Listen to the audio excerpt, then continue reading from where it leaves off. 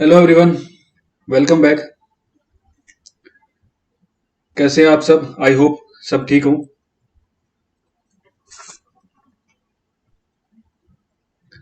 सो आज हमारा टॉपिक है जूरिसडिक्शन। जूरिसडिक्शन।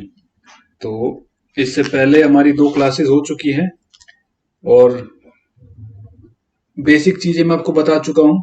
बेसिक चीजें मैं आपको बता चुका हूँ और सेक्शन 138 हम कर चुके हैं। सेक्शन 138 भी कर चुके हैं और आई थिंक 146 भी कर चुके हैं। ठीक है। तो और बेसिक चीजें मैं आपको बता चुका हूँ। कितने तरीके के नेगोशिएबल इंस्ट्रूमेंट होते हैं, नेगोशिएबल क्या होता है, इंस्ट्रूमेंट क्या होता है, डॉक्यूमेंट क्या होता है, वो सारी चीजें हम डिस्कस कर चुके हैं पहले क्लासेस में। ठीक है। तो आई डोंट थिंक कि उसको अभी रिपीट करना सही होगा। तो आगे चलते हैं। हमें स्टार्ट करना आज अपना टॉपिक जुरिस्डिक्शन से। ठीक है। तो जुरिस्डिक्शन की मैं आपको एक ब्रीफ, एक पहले मैं आपको थोड़ी पिक्चर बताता हूँ। देखो, जुरिस्डिक्शन का मतलब क्या है कि केस कहाँ पर फाइल होगा। ठीक है ना। ए ने बी को चेक दिया था, बी ने अपने प्लेस पर चेक को डिपॉजिट करा अपने बैंक में। तो क्वेश्चन ये होगा कि ए की प्लेस पर सूट फाइल होगा या बी की प्लेस पर सूट फाइल होगा। ये तो एक सिंपल इजी सिनेरियो हो गया। सपोज दोनों अलग अलग स्टेट में है, ए दिल्ली में है और बी मुंबई में है, तो क्या होगा? तो कैसी सिचुएशन होगी? सपोज ए दिल्ली में है, चेक दिया गया, चेक दिया गया किसी दूसरी स्टेट में, सपोज राजस्थान में चेक दिया गया। सपोज आपको अगर मैं बताऊं, यहाँ पर ए दिल्ली में है और राजस्थान में कॉन्ट्रैक्ट होता है। तो ए और बी दोनों यहाँ पर होते हैं, तो ए बी को यहाँ पर चेक दे देता है, चेक यहाँ पर अपना कॉन्ट्रैक्ट और चेक दे देते हैं। और ये बी है, तो बी अपनी प्लेस पर आकर और अपने बैंक में उस चेक को डिपॉजिट कर देता है। तो नाउ टेल मी कि सपोज ये दिल्ली है और इसको बॉम्बे मान ले, मुंबई मान लेते हैं या यूपी मान लो, कुछ भी। मुंबई मान लो। तो अब मेरे को बताओ, केस कहाँ पर फाइल होगा? दिल्ली में होगा, राजस्थान में होगा, मुंबई में होगा, कहाँ पर केस फाइल होगा? इस तरीके की सिचुएशंस बनती है। ठीक है। इस तरीके की सिचुएशंस होती है, तो ये हमें डील करना है इन सारी सिचुएशन से कि केस एक्चुअली फाइल होगा कहाँ। ठीक है ना। क्योंकि मैं आपको पूरी क्रोनोलॉजी बताऊंगा, एक पूरी केसेस की क्रोनोलॉजी बताऊंगा, किस तरीके के कौन कौन से केसेस आए, क्या क्या केसेस में हेल्ड हुआ, क्या क्या केसेस में हेल्ड हुआ और बाद में क्या अमेंडमेंट हुआ और आज का क्या प्रोसीजर है। ठीक है। तो पहले इस बारे में क्लियरिटी नहीं थी, इसलिए काफी केसेस आपको देखने को मिलेंगे। इस बारे में क्लियरिटी थी नहीं, तो मैं आपको वन बाय वन केसेस पे लेकर चलता हूँ और आपको जुरिस्डिक्शन और आज का सिनेरियो क्या है वो सारी डिस्कस करेंगे। ठीक है।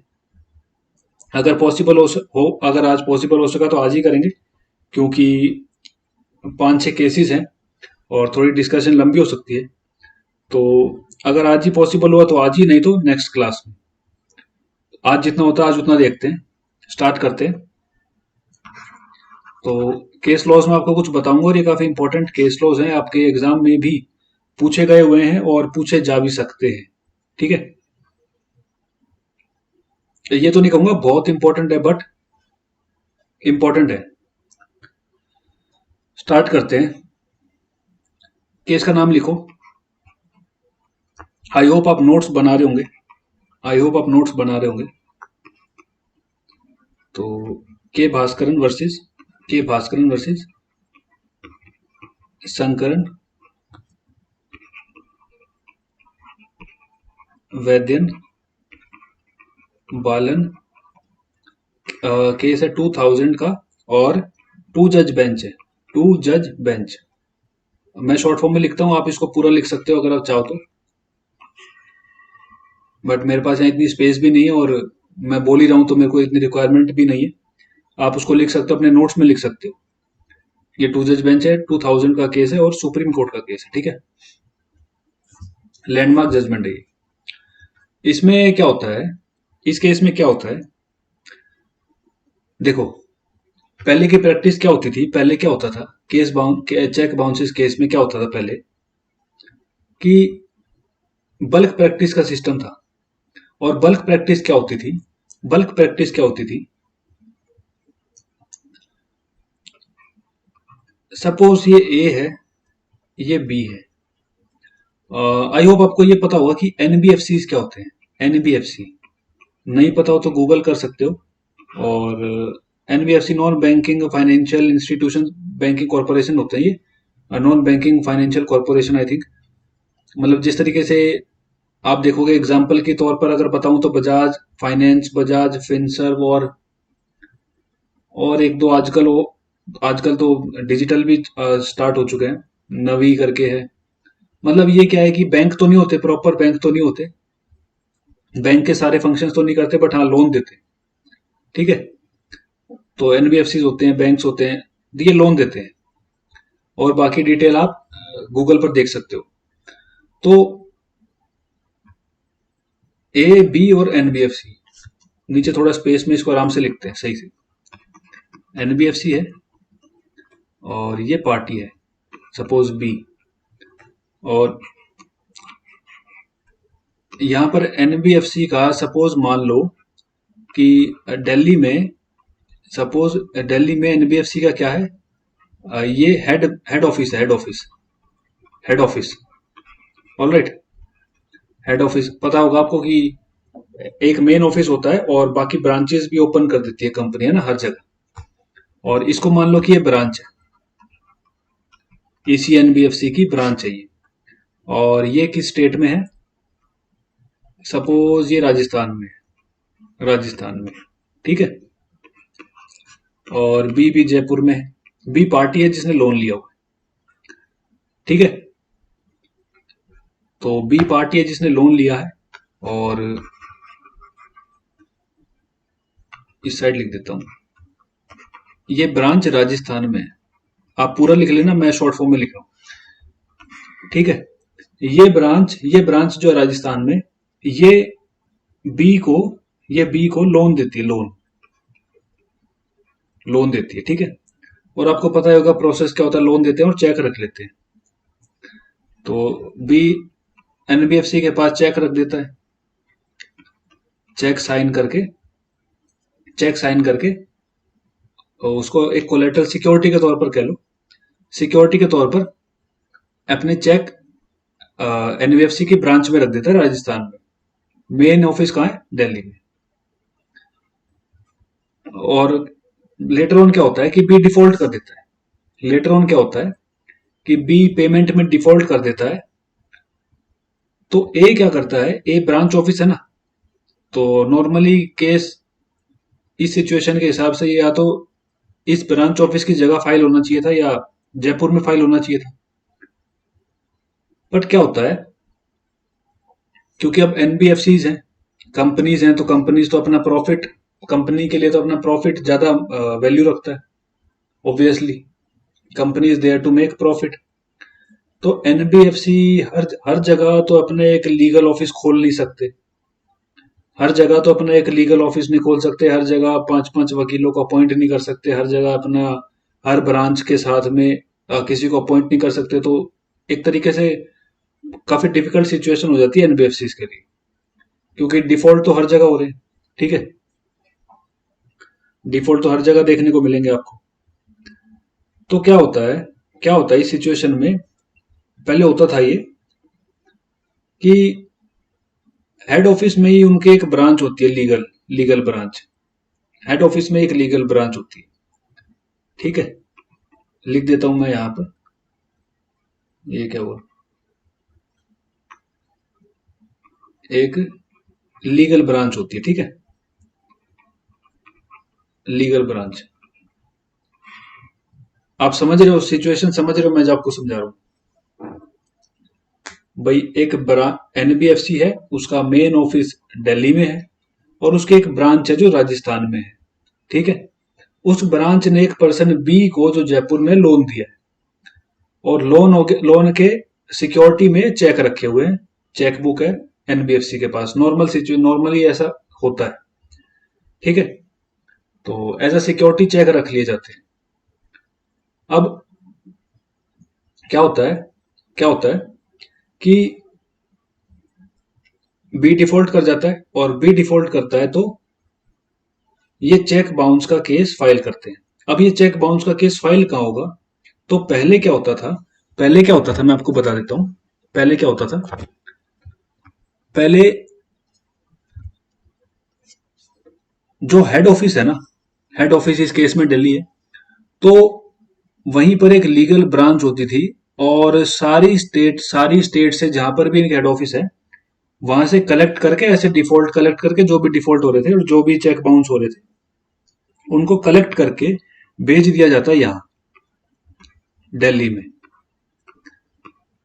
सारी स्टेटों से जो भी डिफॉल्ट हो रही थी, जहां जहां भी डिफॉल्ट हो रही थी, जो भी मतलब इस तरीके के चेक बाउंस हो रहे थे, डिफॉल्ट का या चेक बाउंस का, तो जो भी ऐसे मैटर आ रहे थे, उनको एक जगह भेजा, दिल्ली में।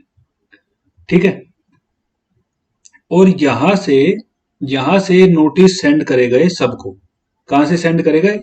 दिल्ली से नोटिस सेंड करे गए जयपुर में, दिल्ली से नोटिस सेंड करे गए मध्य प्रदेश में, महाराष्ट्र में, गोवा में, मतलब एक सेंटर पॉइंट बना लिया दिल्ली, और यहां से सबको नोटिस भेज दिए गए। सबको नोटिस भेज दिए गए डिफॉल्ट के 138 के। ठीक है। यहां से सबको 138 के नोटिस भेज दिए गए। समझ आई बात? मतलब एनबीएफसी ने क्या करा, एनबीएफसी ने क्या करना स्टार्ट करा, एनबीएफसी कह रहा हूं इस सिचुएशन में, अदरवाइज और भी ऐसे काम बैंक भी हो रहे, बैंक भी कर रहे थे, और भी कंपनीज कर रही थी, बट हमारे एग्जांपल में हमने एनबीएफसी की बात करी। ठीक है। तो क्या क्या प्रैक्टिस हो रही थी कि यहां से नोटिस नहीं सेंड करा जा रहा था, यहां से ब्रांच से सारे नोटिस, क्योंकि यहाँ पर इनके पास लीगल पर्सन नहीं थे, या फिर ये हर ब्रांच के साथ में कोई लीगल ऑफिस ओपन नहीं कर सकती थी एनबीएफसी अपने प्रॉफिट इशू से, या जो भी उनका इश्यूज था। तो सारे नोटिस, सारे डिफॉल्ट्स यहां पर आए लीगल ब्रांच में, और लीगल ब्रांच से सबको नोटिस सेंड कर दिए गए। दिल्ली सेंड कर दिया, जयपुर सेंड कर दिया, महाराष्ट्र, बंगाल, जहां भी सेंड करना है, मतलब दिल्ली को सेंटर पॉइंट बनाते हुए सबको नोटिस सेंड कर दी। तो इस केस में, ये जो केस की हम बात कर रहे थे अभी, ये केस के भास्करन वर्सेस शंकरन वेद्या बालन, इस केस में कोर्ट ये हेल्ड करता है, कोर्ट ये हेल्ड करता है, court held that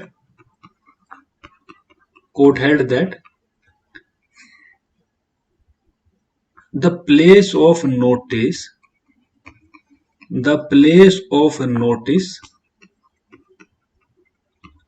will have jurisdiction.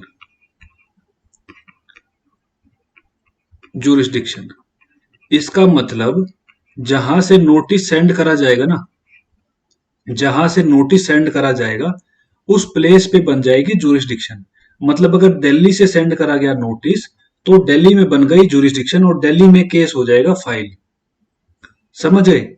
अब इसके कॉन्सिक्वेंसेस कितने ह्यूमंगस होंगे, कितने वास्ट होंगे। सपोज अब इसी एग्जांपल में देखो, अगर जयपुर में पर्सन है जिसने लोन लिया था, उसको नोटिस सेंड करा गया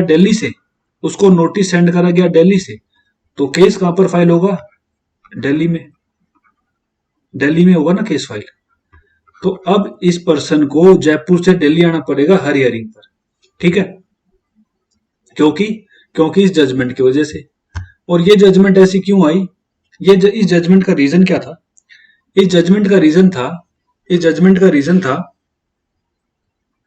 कि इस जजमेंट का जो रीजन था, मैं आपको बता रहा हूं कि सीआरपीसी में अगर आप देखोगे, क्योंकि चेक बाउंसेस केस जो है क्रिमिनल मैटर की तरह ट्राई होते हैं, ठीक है ना, तो समन केस की तरह ट्राई होते हैं।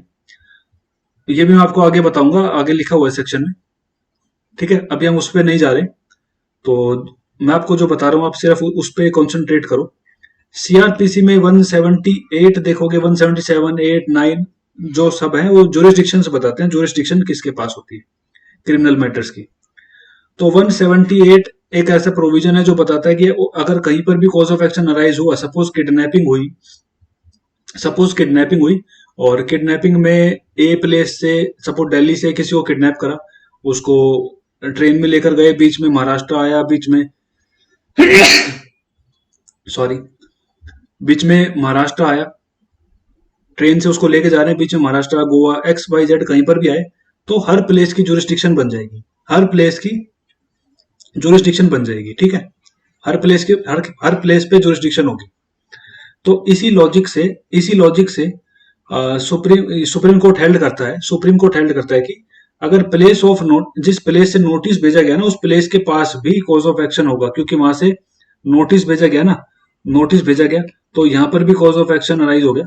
और इस वजह से प्लेस ऑफ नोटिस जो होगा, वो भी एक प्लेस ऑफ जुरिस्डिक्शन होगी, और यहां से, इस प्लेस से भी केस फाइल हो सकते हैं।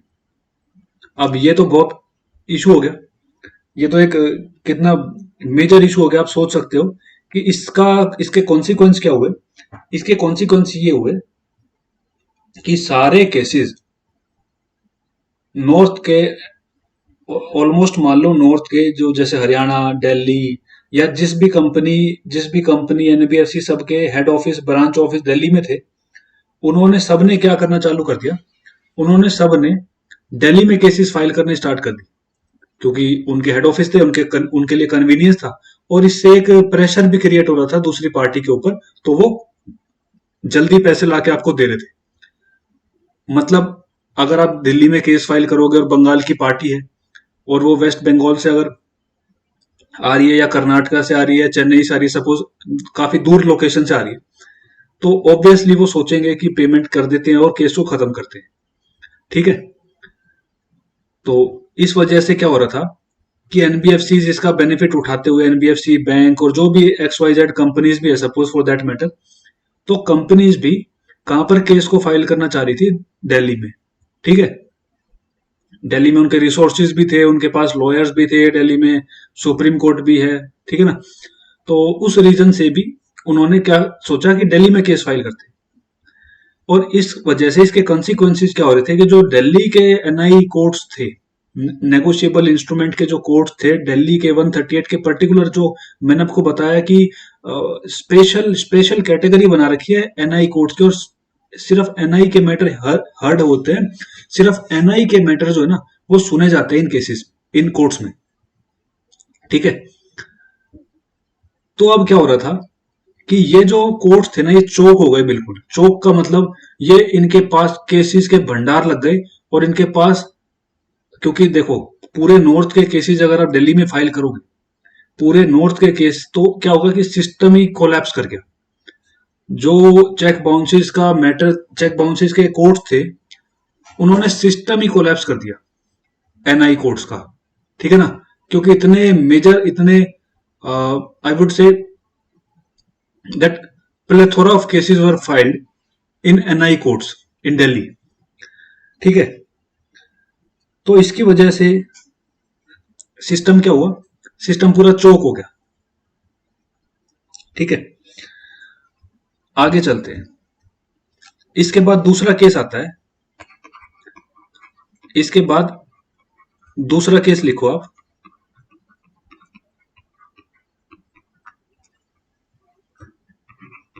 Harman Electronics versus Harman Electronics versus National Panasonic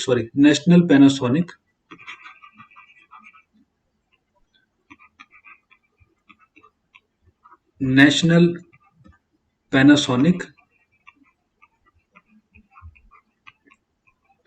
2009 Supreme Court. अब वो सन 2000 का था और ये 2009 का है, 9 साल हो गए उन मैटर को चलते हुए। तो 9 साल में क्या हुआ कि कोर्ट्स बिल्कुल चौक हो गए, और दिल्ली के कोर्ट्स बिल्कुल जो है उस वजह से चौक हो गए। क्यों? क्योंकि एक बल्क प्रैक्टिस जो मैं आपको बता रहा था, बल्क प्रैक्टिस बताया मैंने आपको, बल्क प्रैक्टिस बताता हूं क्या हो रही थी। बल्क प्रैक्टिस क्या हो रही थी कि दिल्ली के एडवोकेट्स के पास क्या हो रहा था कि सपोज एक एनबीएफसी है, तो एनबीएफसी के पास तो काफी, उनका तो काम ही वही है लोन का, तो उनके पास तो डेली हजारों में मैटर होते हैं, हजारों लाखों दुनिया को उन्होंने लोन दे रखा होता है, छोटे से लेके बड़ा लोन। ठीक है। तो क्या हो रहा था कि दिल्ली कोर्ट में नोटिस के लिए ना बल्क प्रैक्टिस स्टार्ट हो गई, और एडवोकेट्स के पास एक प्रैक्टिस आने लग गई। उसमें क्या था कि आपको सिर्फ नोटिस सेंड करना है, और एक नोटिस के आपको सपोज 50 70 80 रुपए इस तरीके से मिलते थे। सपोज 50 रुपए मान लेते हैं इस केस में, एक नोटिस सेंड करने के 50 रुपए मिल रहे थे एडवोकेट को। बट बल्क प्रैक्टिस का मतलब क्या है, आपके पास बल्क में मैटर्स आ रहे थे। सपोज पर डे की बात कर रहा हूं मैं यहाँ, पर डे 1000 नोटिस आ रहे हैं आपके पास, 1000 नोटिस आपको सेंड करने डेली। तो आप सोच सकते हो ये कितना हो गया, 50,000 हो गया। तो 50,000 पर डे आपको मिल रहा है, पर डे। तो इसीलिए 50 रुपए में भी नोटिस सेंड करने के लिए एडवोकेट्स रेडी थे। और नोटिस में होता क्या है, सिर्फ नाम और एड्रेस और डिटेल चेंज करनी होती है, ज्यादा कुछ होता नहीं। ठीक है। नोटिस में आपको एप्लीकेशन ऑफ माइंड तो बहुत माइनर सब या ना भी कहे, क्योंकि इसके लिए क्या होता है कि अब तो मेरे को पता नहीं, बट क्या हो रहा था कि आपने सपोज क्लर्क को, दो क्लर्क को रखा, और दो क्लर्क और दो टाइपिस्ट रखे, और वो सारा काम जो है ना हैंडल कर रहे थे। होता कुछ नहीं है, सिर्फ कॉपी पेस्ट करके और उसको सेंड करना होता है। तो ये प्रैक्टिस स्टार्ट हो गई। तो एक ही एडवोकेट एक ही दिन में एक एक हजार नोटिस सेंड कर रहा था, एक एक हजार नोटिस सेंड कर रहा था। और मतलब 50,000 rupees per day, per month नहीं कह रहा हूं, पर डे, ये मैटर उनके पास आ रहे थे। क्योंकि दिल्ली में इतने ज्यादा, मैंने बताया आपको कि इतने केसेस हो गए थे एनआई के, कि स्पेशल एनआई कोर्ट्स, और अभी भी आज भी आप देखोगे तो एनआई कोर्ट्स के पास ज्यादा काम है, और दूसरी कोर्ट्स में इतना काम नहीं होता as compare to NI, as compare to NI. ठीक है। तो इसको बोलते हैं बल्क प्रैक्टिस, इसको बोलते हैं बल्क प्रैक्टिस। ये स्टार्ट हो गया था पहले, जब नोटिस वाली बात थी ना, कि नोटिस से प्लेस ऑफ जुरिस्डिक्शन डिसाइड होगी, तब हो रहा था ये। अब आगे दूसरे केस पर, और इस केस का नाम है हरमन इलेक्ट्रॉनिक्स वर्सेस पैनासोनिक 2009। अब इस केस में क्योंकि देखो डिफिकल्टी तो हो चुकी थी पहले ही, और सुप्रीम कोर्ट भी समझ चुका था कि ये इससे काफी डिफिकल्टी हो रही है और काम खराब हो चुका है हमारा। ठीक है ना, कोर्ट चोक हो चुके हैं। तो इसमें क्या होता है, इस केस में कोर्ट हेल्ड करता है कि प्लेस ऑफ जुरिस्डिक्शन, जिस जगह पर चेक बाउंस होगा ना वो होगी। कोर्ट कहता है प्लेस ऑफ जुरिस्डिक्शन क्या होगी, प्लेस ऑफ जुरिस्डिक्शन क्या होगी, मैं जे लिख रहा हूं समझ जाना, जुरिस्डिक्शन है, जे का मतलब जुरिस्डिक्शन। तो प्लेस ऑफ जुरिस्डिक्शन क्या होगी, where where the cheque was dishonoured, या बाउंस कह लो, जो भी आप लिखो, where the cheque was dishonoured या बाउंस्ड। ठीक है। जहां पर चेक बाउंस हुआ ना, जहां पर चेक बाउंस हुआ उस जगह को प्लेस ऑफ जुरिस्डिक्शन बोलेंगे। तो 2009 के बाद केसेस नोटिस के बेस पर ना फाइल होकर, नोटिस को जुरिस्डिक्शन ना मानकर, place of the place where the cheque got bounced, है ना, the place where the cheque got bounced will be the place of jurisdiction. तो ये हेल्ड हुआ हरमन इलेक्ट्रॉनिक्स में। बट उन केसेस का क्या, कि जो पहले चल रहे, जो ऑलरेडी कोर्ट्स में चल रहे हैं, उन केसेस का क्या, भाई इससे आगे तो फाइल नहीं होंगे। इस केस से Harman Electronics versus National Panasonic 2009 Supreme Court, इस केस के बाद एक्स्ट्रा न्यू केसेस तो नहीं आएंगे, मान लिया न्यू केसेस कोर्ट अपने पास नहीं रखेगा। और अगर आपको पता हो ऑर्डर 7 रूल 10, तो वहां रिटर्न की पावर होती है। तो अगर ऐसा कोई केस आता है तो कोर्ट उसको रिटर्न कर सकता है सीपीसी में, ऑर्डर 7 रूल 10 में। ये आपने पढ़ा है तो ठीक है, नहीं तो अब मैंने आपको रेफरेंस दिया, आप जाके पढ़ सकते हैं। ठीक है। तो कोर्ट के पास पावर है कि कोर्ट उसको रिटर्न कर देगा। तो अब 2009 के बाद तो रिटर्न हो गए, लेकिन उन केसेस का क्या जो पहले ऑलरेडी चल रहे हैं, जो ऑलरेडी ट्रायल स्टेज में है, कोई समनिंग स्टेज पे है, कोई एग्जीक्यूशन पे है, उन केसेस का क्या, जो कोर्ट ऑलरेडी चोक हो चुके हैं उनका क्या। ठीक है ना। उनका क्या? तो क्योंकि क्योंकि देखो, एक और केस मैं आपको बताता हूँ। एक और केस मैं आपको बताता हूँ। एक केस है, ये आपका और भी सीआरपीसी में भी काम आएगा ये केस। ये आपको सीआरपीसी में भी काम आएगा। आपको इसकी पूरी साइटेशन बताता हूँ। अदालत Prasad versus Ruplal Jindal. Adalat Prasad versus Ruplal Jindal, 2004 supreme court. तो इस केस में ये हेल्ड हुआ था कि मजिस्ट्रेट जो होता है ना, मजिस्ट्रेट, क्योंकि ये मजिस्ट्रेट के पास ही जाते हैं 138 के मैटर। तो मजिस्ट्रेट के पास अपने ऑर्डर को रिव्यू करने की पावर नहीं होती। मजिस्ट्रेट के पास ये पावर नहीं है कि वो अपने ऑर्डर को रिव्यू कर सके, है ना। अपने ऑर्डर को रिव्यू नहीं कर सकते। तो एक बार अगर डिसीजन ले लिया नोटिस के बेस पर कि जुरिडिक्शन है तो जुरिडिक्शन है, अब उस मैटर को तो सुनना ही पड़ेगा। ठीक है। अब उस मैटर को तो एक ये बोलो कि मैंडेटरी हो गया मजिस्ट्रेट के लिए उसको सुनना। ठीक है ना। तो अब उसको मना तो नहीं कर सकते। हाँ, आगे जो केसेस आएंगे उसमें इस जजमेंट से 2009 के बाद जो केसेस आ रहे हैं उसमें इस जजमेंट के थ्रू उनको रिटर्न कर सकते, रिटर्न करने की पावर हो गई। बट उससे पहले तो नहीं कर सकते थे। उससे पहले तो they were bound by this judgment, क्योंकि मजिस्ट्रेट है और मजिस्ट्रेट सुप्रीम कोर्ट की जजमेंट को मना नहीं कर सकते। तो वे इसके भास्कर वाली जजमेंट से बाउंड थे। तो सारे केसेस उनको सुनने पड़ रहे थे और सिस्टम हो गया चोक। ठीक है। और क्योंकि अब ये जजमेंट आने के बाद भी, अब ये जजमेंट आने के बाद भी, कौन सी जजमेंट? ये जजमेंट आने के बाद, हरमन इलेक्ट्रॉनिक्स की जजमेंट आने के बाद भी वो पहले वाले केसेस को क्लोज नहीं कर सकते या उनको रिटर्न नहीं कर सकते। क्यों? क्योंकि उन्होंने कॉग्निजेंस ले लिया। और ये जो केस है इसमें हेल्ड हुआ था कि magistrate MM has no power to review. ठीक है ना। रिव्यू की पावर नहीं है। एक बार अगर आपने डिसीजन ले लिया कि आपके पास जुरिस्डिक्शन है तो है, अब आपको डिसाइड करना पड़ेगा। ठीक है। तो एक रिट फाइल होती है बाद में। एक रिट फाइल होती है,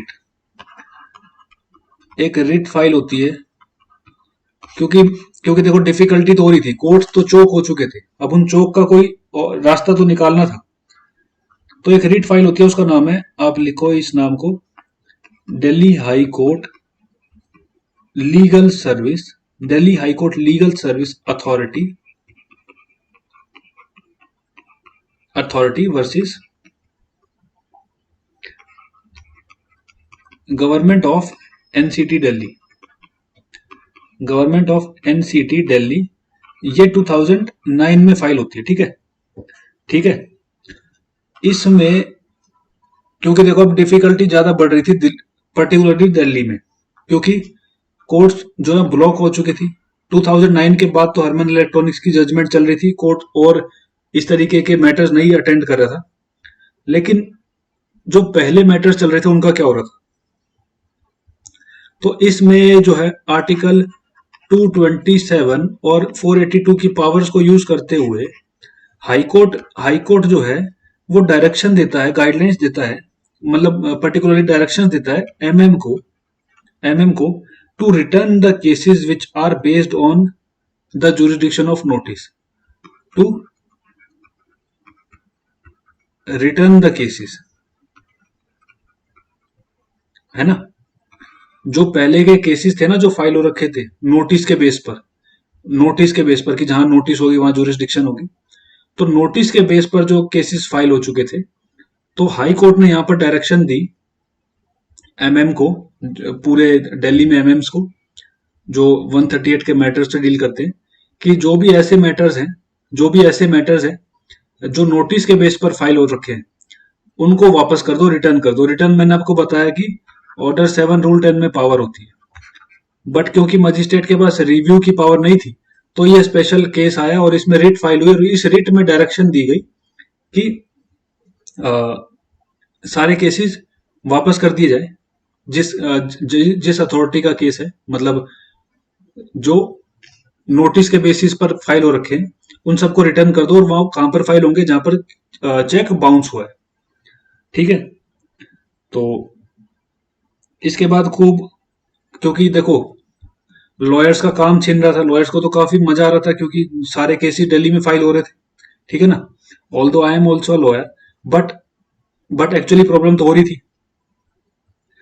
तो इसके बाद और केसेस फाइल होते हैं, इसको इस रेट को, इस ऑर्डर को चैलेंज भी किया जाता है ना। तो चैलेंज भी किया गया था एक केस में, अगर आपको बताऊं तो विनय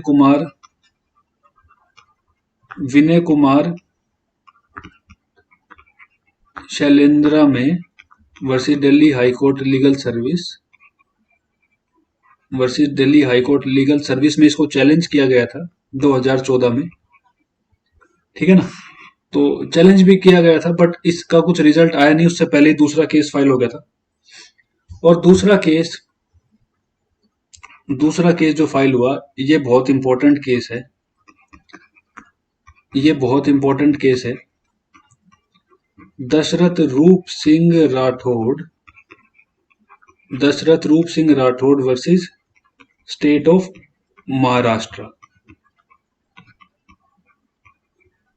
महाराष्ट्र, ठीक है।